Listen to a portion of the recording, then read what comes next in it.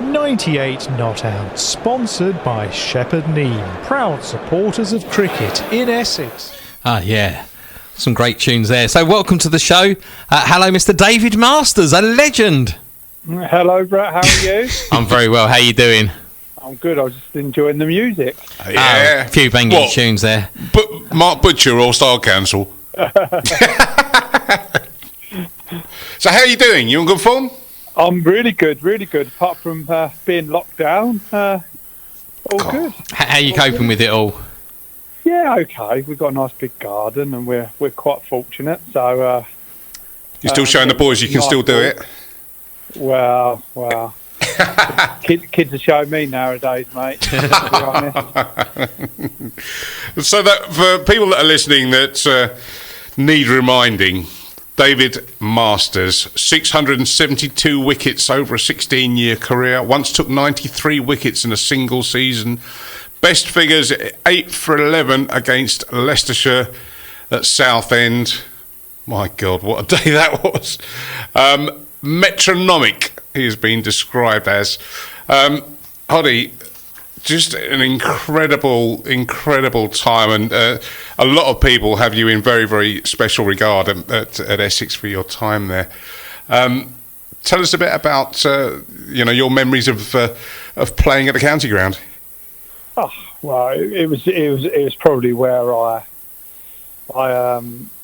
started to perform as a cricketer, like regularly, I suppose. So I just remember a couple of my first chats with Paul Grayson and a couple of Mark Bettini was the captain then, and they asked me to come across from Leicester.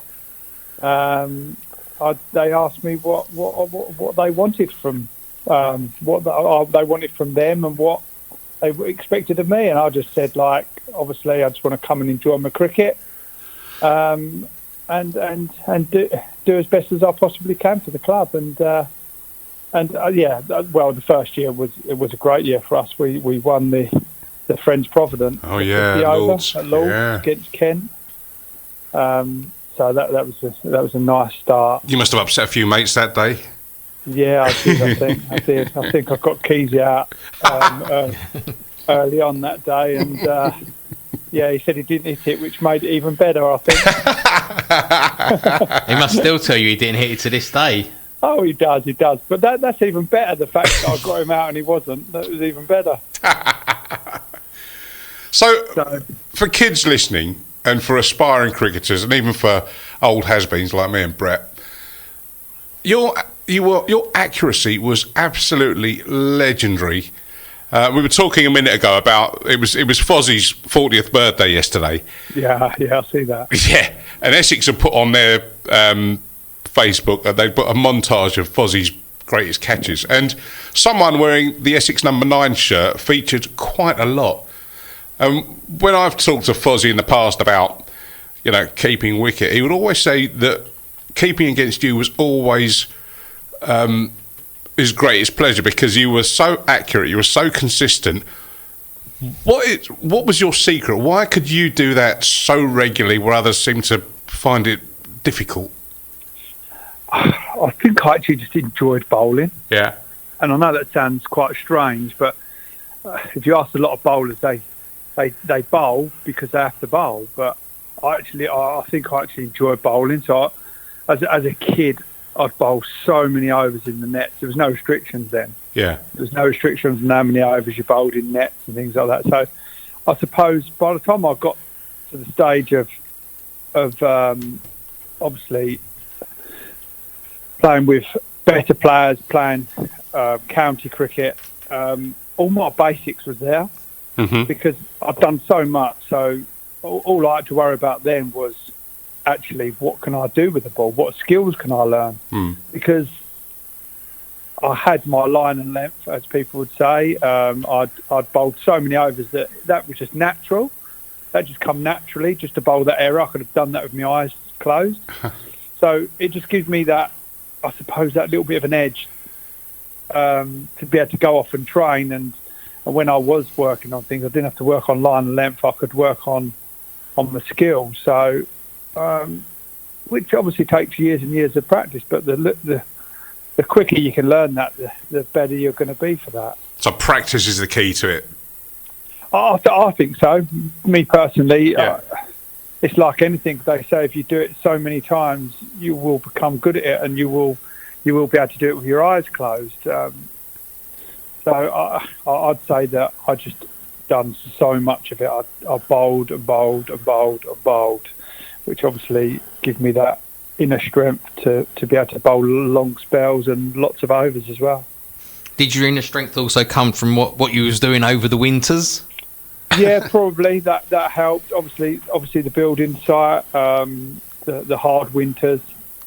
They could be hard work sometimes, and actually running to bowl in the sunshine, even From the river end. of April, is nothing compared to being outside, I suppose, on the building site and knocking up 20 ton of concrete. So that's where the nickname was. That's where the nickname Hoddy came from, wasn't it? It was. Well, it was originally actually my father's nickname. So it was actually my father's nickname. He's also called Hod. When he played for Kent, that was his nickname because he was a Hod carrier. Right. I left school, and my first few jobs was obviously I'd done quite a bit of Hod carrying early on, but it wasn't too much fun, to be honest. It wasn't. Were you ever tempted to drift off to sunnier climes in the winter to go and play a bit of cricket down under? Whatever? I did do a couple of times. Right.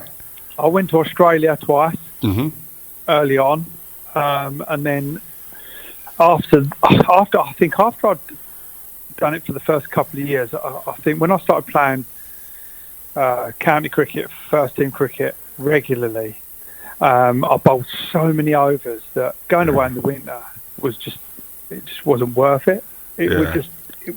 I'd just done so much that 3 months of rest, like till Christmas, is just what I needed. Yeah, it kept me hungry, kept me fresh, kept me wanting to get back to play cricket. So even towards the end of my career, it was a bit of a fight with obviously the powers above, Essex, and even at Leicester when I was at Leicester, to come back earlier, to come back in November, December time. But I was lucky that people allowed me to do my thing and go back to work. Well, you know your body better than anyone else, so there's no point. Overdoing it. I was a little bit unique. It was a bit unique for me as well because I was going back doing manual labour work. So strength and conditioning for me was doing the manual labouring work. So as I say, I didn't really have any injuries till my last couple of years of playing cricket. Yeah. So that was really good. So obviously something worked there, but nowadays that just doesn't happen. And the younger lads, so I kind of started off with the older generation. Yeah. And I've done kind of 2 generations of types of cricketer. So one was the going out and enjoying and boozing and that kind of generation where can't remember you ever doing that at Essex. But no, that was in my early days at Kent, I suppose. But by the time I got to Essex, I think that culture it changed. It started to change, even though we was a very sociable side as well. Oh yeah. But that was. But it wasn't as regular as what it was in my earlier days. We had it was only 4 nights a week at Essex instead of 7. Yeah, it was. It was probably 5 or 6 nights a week early on, and at Essex probably 2 or 3. So we had Aaron Beard on a few weeks ago before the lockdown happened, and pre-season was underway at Essex, and he was telling us about these beep tests and all the stuff they do. Had that come in from those days you're talking about, or is it a more recent thing? No, that's been around for quite a while, I suppose, the bleep test, or the beep test, should I say. Yeah.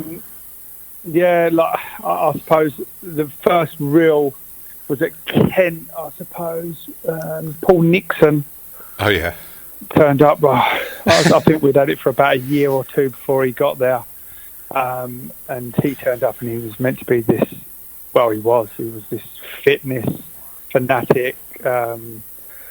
Had loads of different powders and things like this for stimulant and to make him faster and better, and all legal, obviously. But one of them was called Rocket Fuel, I think, and he used to have that drink before we done the bleep test, and I think that there was a little bit of money went on who would get the furthest, because obviously I was actually quite a good runner. Yeah. And I used to get like 14 and a half on the bleep and things like that, and they said, Nico's got up to 15 and a half, and there was a few bets going around, and I think we got to 15.8, I think, and I was really struggling, and Nico, or Nixon that is, started running backwards, which sent me over the edge, and I just pulled out. So Beardy was telling us that it's still quite a big thing at Essex, and he came second this year, and Cookie was the one who's ruling the roost. Cookie's ridiculously good at it as well. Was he back in those days too? Good. Yeah, well, I suppose it didn't really float my boat, I don't think, the bleep test. Yeah. Like, as much as I was a good runner, I didn't enjoy running. I've never enjoyed running. I've never enjoyed running unless I'm running after a ball or running with a ball or something like that. So running for the sake of running wasn't really my pleasure at all, even though I was quite good at it naturally. I always done pretty well at the bleep test, even at Essex when I was 35, 36. I always used to get over 13 and a half. So I was always a reasonably good runner, which helped. Someone with little legs, and people like Mark Bettini, who used to like kill themselves doing fitness and everything like that, used to say to me, I wish I could run like you could run. It'd make it a lot easier. Covering your time at Essex, so you kind of bridge a period of a lot of transition and a lot of comings and goings at the club.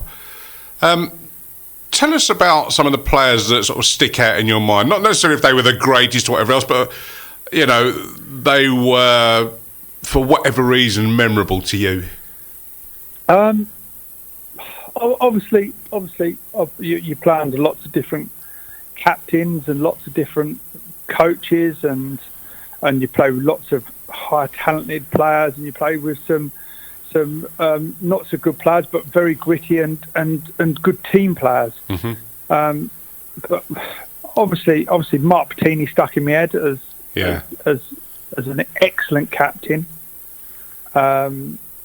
A bit ability-wise, he didn't have as much ability as lots of players, but as a leader and as a person who looked after his players, there wasn't many better who I played with. And then, obviously, probably one of the best captains in a different way, though, was Ryan Tendescarter. Excellent captain, very level-headed, very intelligent man. Good friend of mine as well, so he'll enjoy me saying that. But no, he was a cool, calm, collective, and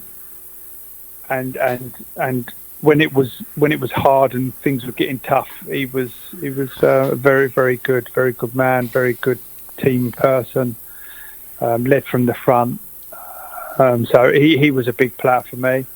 I think one of the most talented was what I've ever played with was Ravi Ashwin. Right. Yeah.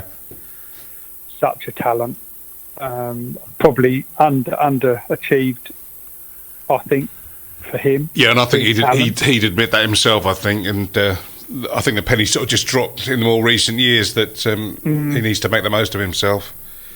Yeah, but he's so talented, highly talented. Lots of good kids coming through. So happy Jamie Porter done really well. I was going to ask about that because one of our listeners, Dan Hooper, messaged us, and he said, asked Cod, he said, did you ever expect Porter to be able to take on your role as leader of the bowling attack and to do it as well as he's done it?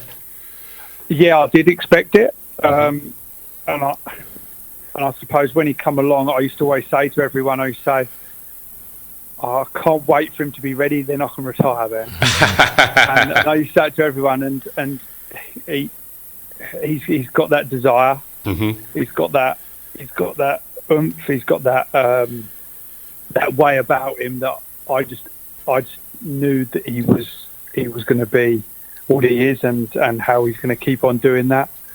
Oh yeah.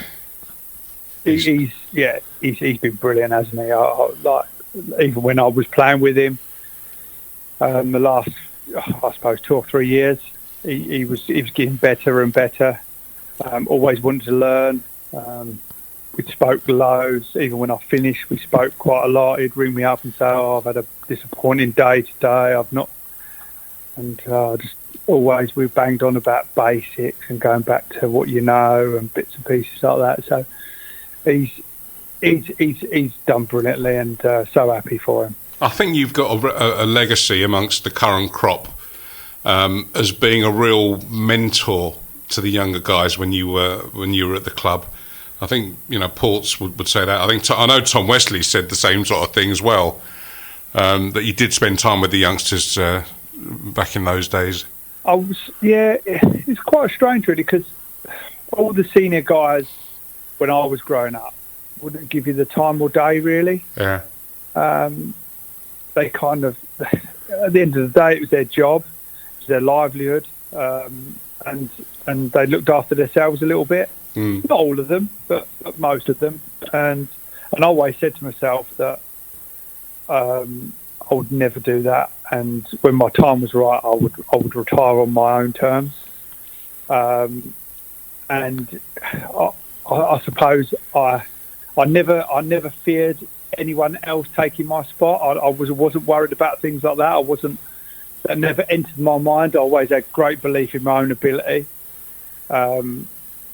And even towards the end of me playing, I still knew that I could do it, and I still did do it. So it was kind of, but I didn't want to start going the other way, and that was probably my biggest thing about retiring. Really, that I didn't want to start going on the downslope. I wanted to finish at the peak, or not at the peak, but still up there and still being able to do it. Maybe my memory doesn't serve me that well, but I seem to remember in 2016, you and Napes, you retired at the same time. There seemed to be a lot of fawning over Napes and everything he'd done, but you seem to keep your one a little bit more quiet than Napes, didn't you? But that's Napes for you, isn't it? He loved it.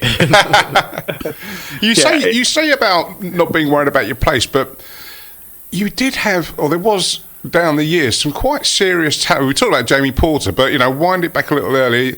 Reese when he was at the club, Tamal Mills. Yep. Look, I always had real great belief in my own ability. I really did. Yeah. Always knew and thought that I could do it. Always thought I was better than everyone else as a bowler. Yeah. So I kind of didn't really enter my mind, and I could never understand if I was left out. I got left out once, I think, once or twice. I got left out, and towards the end, I think it was once early on, and then a couple of times after that. But I always used to say, if they leave me out, then when I do come back, I'm gonna show them. So good attitude. And I always seemed to do that as well. I don't know whether that was a bit of luck as well along the way, but I'd always come back at the Oval. They one game I'll come on about a third change at the Oval, a second change, and I'd been opening the bowl and they didn't let me open. I ended up getting five at the Oval in one of the games. It might have been a 2020 or a 50 over game or something, I think it was. But I'd always do that. I was never beaten. I'd never let anything beat me, kind of thing. I always thought we could win every game, even when I went out to bat number 10, 9, 10, 11, wherever I was batting, and needing 150 with 20 overs to go. I'd always think that I could win the game, and I generally always think we could win, and I always generally thought I'd do well and get wickets. So there was a big belief, I suppose. I guess you went through with Essex. You was the start of the change, wasn't you? The 2016. You'd gone through sort of the dark part of the early 2000s and 10s with the problems around Danish and a lot of inconsistency in the side. I remember the defeat at Holland and the all out for 20. Yeah. But then you obviously did you notice the change? Obviously, I know it was your final year, but obviously there'd been sort of the winter where the change. Larry had obviously been replaced as head coach by Chris Silverwood. And did you notice a sort of a change in what was going on at Essex in the mentality, maybe?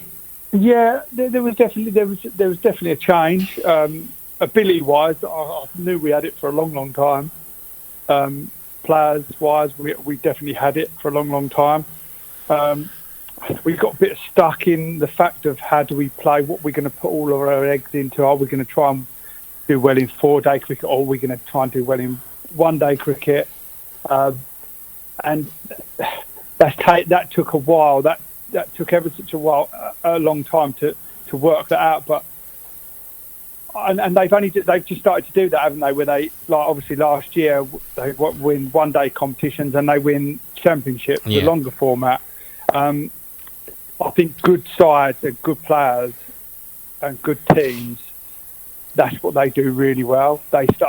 Any game of cricket, doesn't matter if it's a shorter version or a longer version, they do well in both.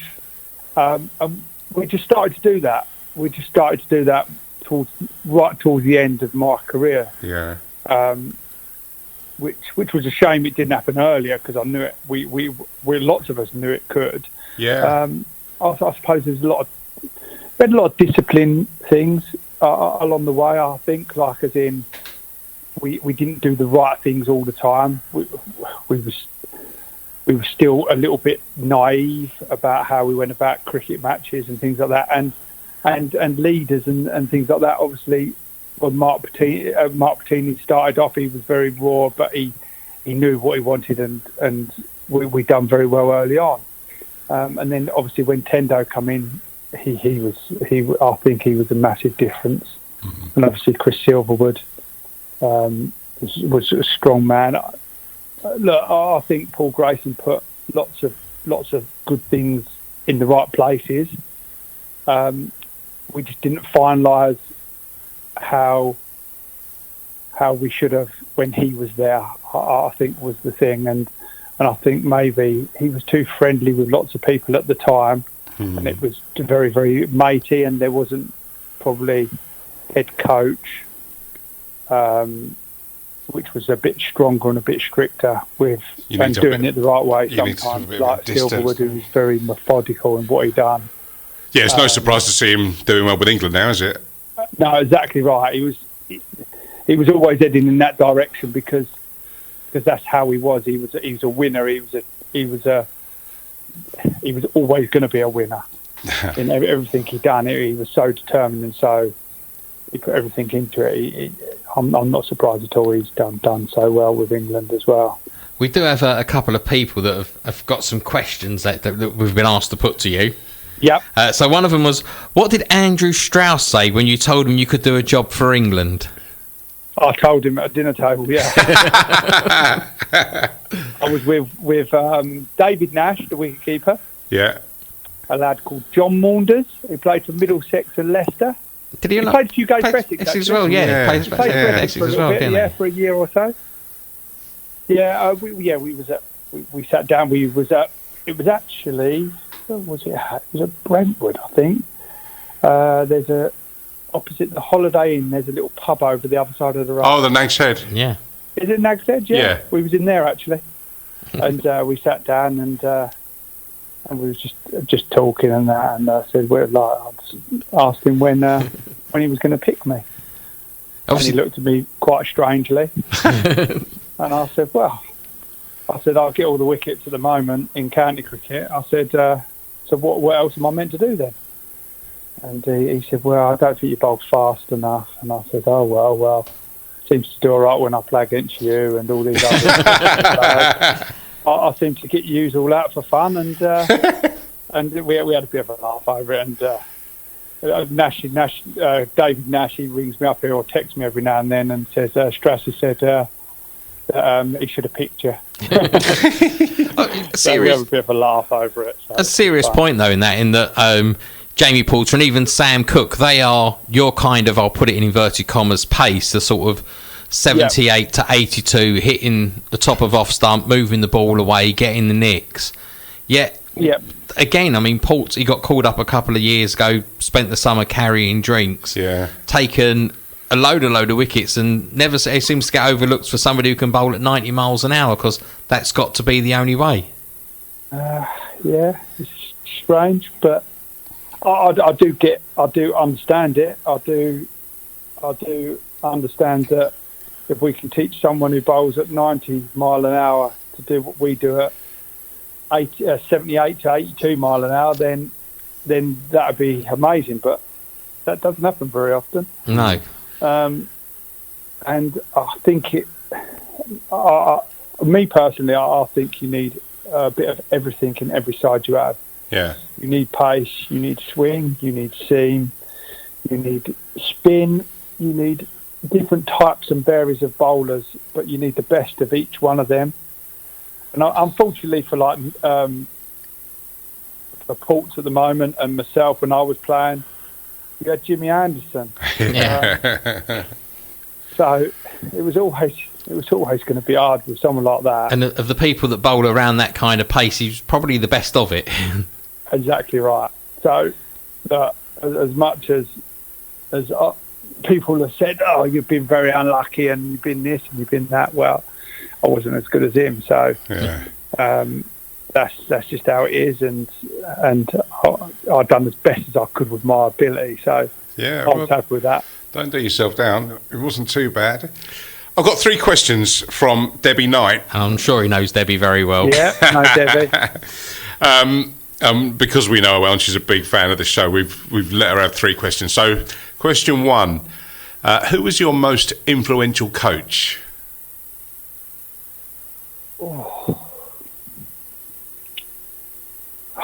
That's a hard one. I've had lots and lots of very good coaches. You can mention 2 or 3 if you want. You don't have to necessarily pick down to one. I think your first ones are always, I'd say, the most influential and the most important. Yeah. As in, I had Alan Elam at Kent. Yeah. And I think he believed in me, which was a massive thing, and put me on the map, I suppose.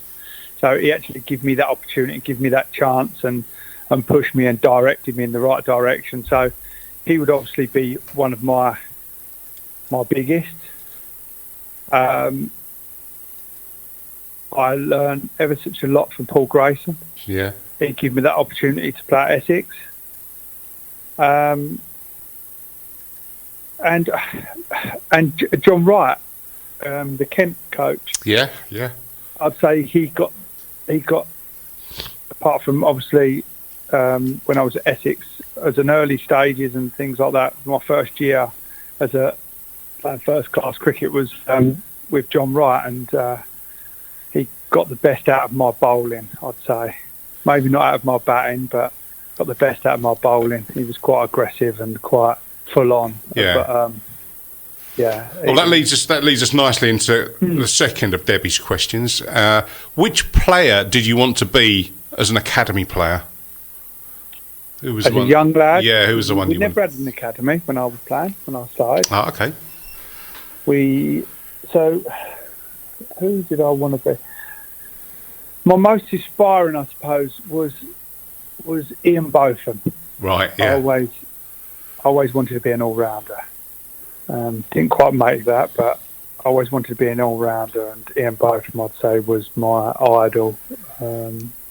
Obviously, I looked up to my dad quite a lot as well. Yeah. So, but I'd say Ian Botham would be my... I think if you're of a certain age, maybe the younger listeners won't get this, and they talk about, Ben Stokes and Flintoff and the rest of it, but it's very, very hard to underestimate how big a figure Ian Botham was in sort of the early 80s and just the impact that he had on English cricket and sport in general? I mean, he was massive. He was as big as Flintoff and Stokes. He was as big as them. Yeah. But he was phenomenal, not just with the bat. Oh, some of the bowling was that Bowling Edgbaston as 81. 5 for 1, wasn't it? Yeah. He's All right. so underestimated as a bowler. Like nowadays, everyone looks at him and goes, "Oh, what a batter! Smashed the ball out of the park. What a player!" But he was actually a serious bowler. And again, not the fastest. I mean, he sort of came in with his little sort of steady little run up. Yep. And Got the ball to move, didn't he? Which yeah. Seriously good cricketer. Like obviously, he'll go down as one of the greats forever, won't he? Yeah, well. Right, Debbie's third question. Yep. Who was always the last one out of the dressing room? I reckon I can guess. I can guess, but let's hear. Me, Ravi. Ravi. Ravi was in there quite a lot. People didn't realise how long Ravi stayed behind for after. He had to do his hair though, didn't he? He had to be specially treat that hair that he paid a few quid for. I mean, every now and then he'd shoot off quickly, but he was a badger. Rav's a badger over cricket. He'd sit there. We'd talk for ages afterwards about cricket. There was a few. To be fair, our dressing room was great, and Essex, and we would stay there for a while talking afterwards. Anyway, we spoke a lot about cricket. Yeah. Yeah, so it was hard. Most people. I've heard that a lot about Ravi, that, you know, his cricketing knowledge, you get him on the subject. He was always a good weather predictor as well. Yeah. But he couldn't play cards on the bus. No. He got his bum smacked quite a bit. Yeah. Was it you had to sit? Was there a punishment if you lost cards? You'd have to go and sit in the loo on the coach or something like that? Lots of different ones. We had a flip flop, which you got smacked around the bum quite a bit if you lost at cards. A flick to the forehead. Yeah. That was always another good one. So yeah, there was lots of punishments. They got a bit out of hand in the end, so we had to ease up a little bit. But we all had our turns. But there was no better than when Ravi got it. To be honest, it always made our day. Who was your toughest opponent? Who did you hate bowling to? Who was the toughest? I'd say the best was Marcus Trescothick. Right, yeah. He made you feel like you was bowling. Made me feel like I was bowling spin, but that's not really a good comparison, I suppose, because I didn't bowl very quick anyway. But he made you feel like you was very slow. But even though I'd done quite well against him, I'd done okay against him. I think he was one of those that just seemed to have a lot of time, didn't he, when he was playing? Yeah, he had a lot of time. And obviously Chris Gale could dominate. I think I only really got dominated once or twice, and I think one of them was Chris Gale, where I didn't know what to bowl. I think he's the only one who's actually made me think, what do I bowl now? I don't know how to bowl this bloke. Just because he would miss-hit you for 6 or 4. Yeah. And there was no real area where he thought, if I bowl there to him, I might get him out or anything like that, because he just had so much power. Was that the Somerset game in the T20? Yeah, that's it. I think that's the only time I've ever been for more than 15 in and over, I think. 14 and over, I think that was one of the only times. He was on fire that night, though, wasn't he? I mean, it was unbelievable. Didn't get dropped at third man off of a ball he was trying to hit through mid-wicket, I think. When was that? In that game? Was that the one at Chelmsford? At Chelmsford. Is that the one I dropped?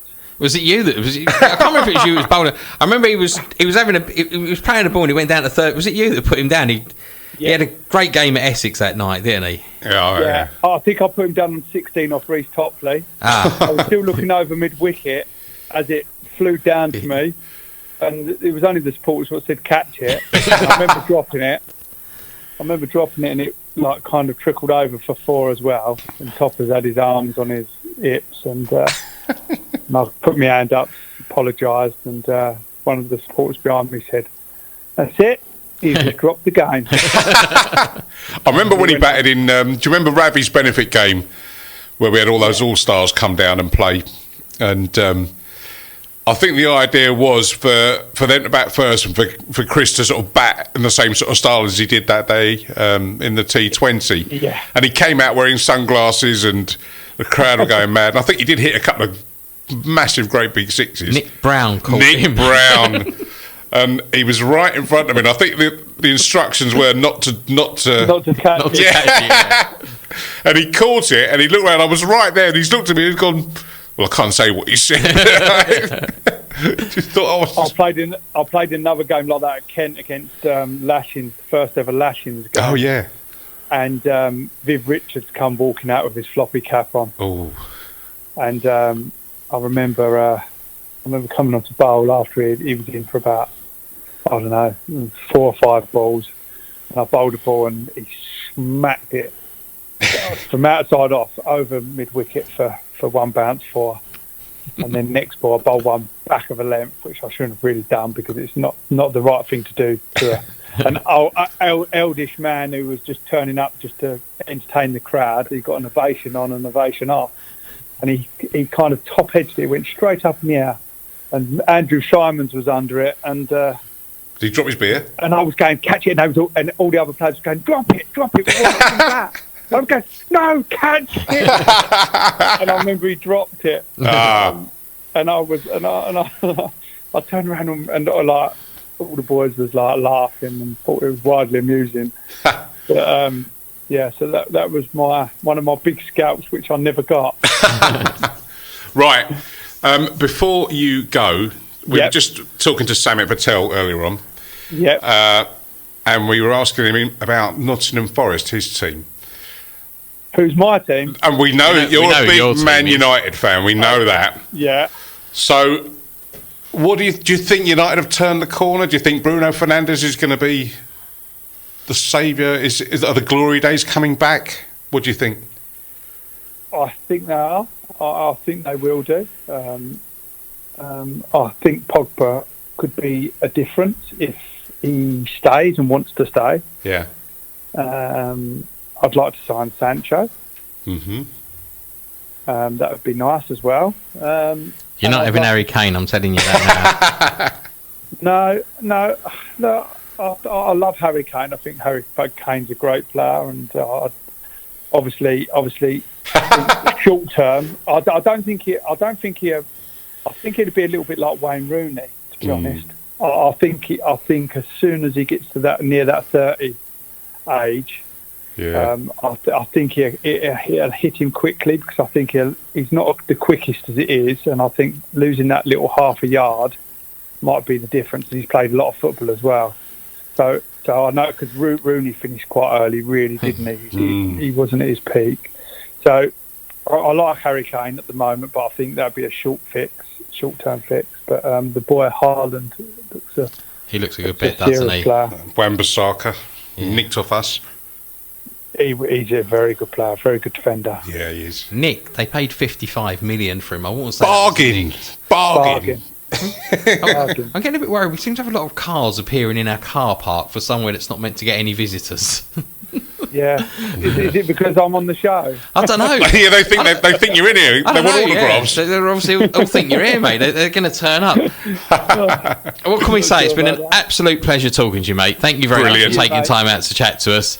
And hopefully, once we all get out, we'll catch up at the county ground and have a beer or two. Hopefully, we can get out this year. It'd be good. Yeah. Indeed. Take care, mate, and love to the family.